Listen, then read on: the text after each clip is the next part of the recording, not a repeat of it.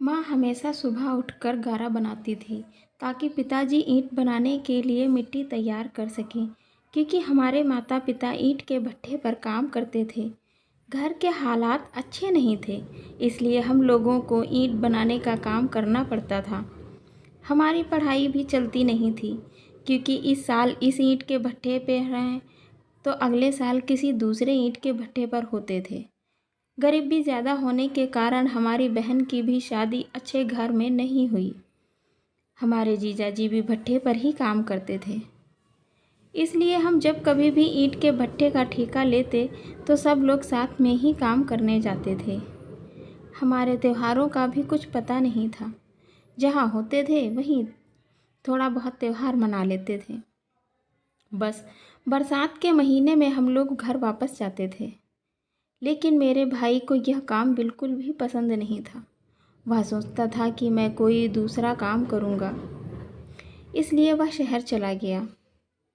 लेकिन पढ़ा लिखा कम होने के कारण उसकी संगत भी गलत दोस्तों के साथ में हो गई और शराबी हो गया। मेरे माता पिता बेचारे सुबह 5 बजे उठते और रात के 12 बजे तक काम करते रहते थे। हम बहनें उनके साथ ही काम करते थे। मेरा जीजाजी पहले बहुत अच्छा था, लेकिन धीरे धीरे वह भी शराबी हो गया।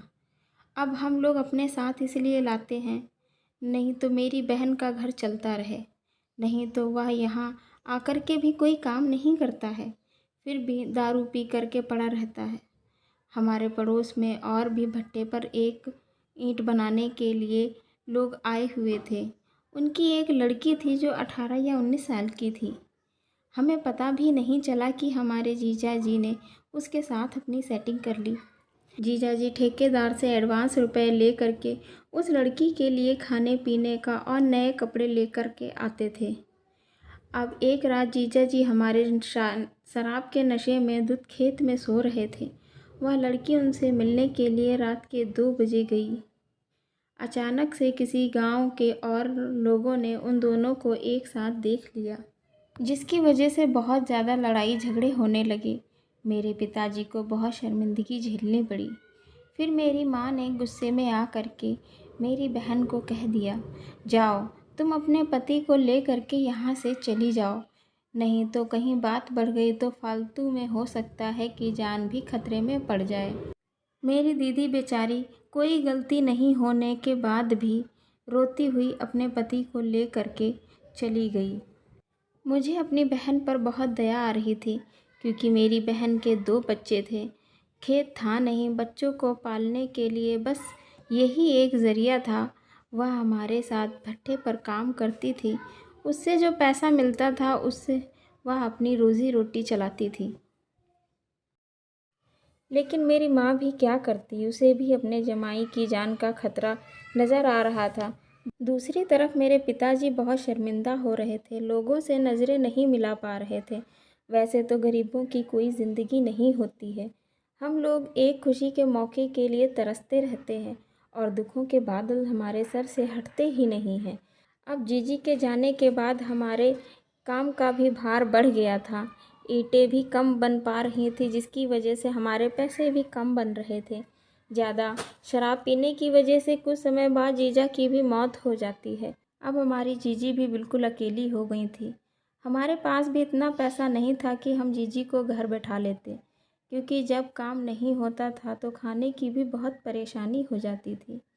और फिर अभी जीजी के बच्चे भी छोटे ही थे, इसलिए मेरी माँ ने उनको फुफोते देवर के साथ में दोबारा शादी कर दी और दोनों बच्चे कभी दादी के पास रहते तो कभी नाना के पास, क्योंकि माँ कहने लगी जब तक हम हैं तब तक अपनी लड़की का सहारा बन सकते हैं, हमारे ना रहने के बाद में फिर कौन करेगा इसका।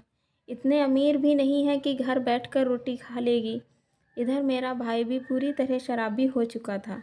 वह भी जितना कमाता था शराब पी जाता था और एक शादीशुदा लड़की को भगा कर ले आया था, जिसके एक बेटा भी था 8 महीने का। जब मेरे माता पिता को यह पता चला तो उन्होंने मेरे भाई को घर से निकाल दिया। मेरे माता पिता कहने लगे, अभी मुझे एक बेटी की शादी करनी है, किसी को पता चलेगा कि इसका लड़का एक लड़की भगा करके लाया है, वह भी शादीशुदा और अदर कास्ट से, तो मेरी लड़की से कौन शादी करेगा। इसलिए मेरे पिता ने मेरे भाई को घर से भगा दिया था। मेरे माता पिता भी अब बहुत दुखी रहने लगे थे। बस उनको मेरी शादी की चिंता सता रही थी, लेकिन वह मेरे लिए एक ऐसा लड़का देखना चाहते थे जिसका अपना खुद का कोई काम हो, क्योंकि मेरी बड़ी बहन की शादी करके उन्हें यह पता चल गया था कि भट्ठे पर काम करने वालों की लड़की नहीं देनी। इसलिए मेरे लिए रिश्ता हर साल देखा जाता था, लेकिन कोई भी ढंग का रिश्ता नहीं मिल रहा था।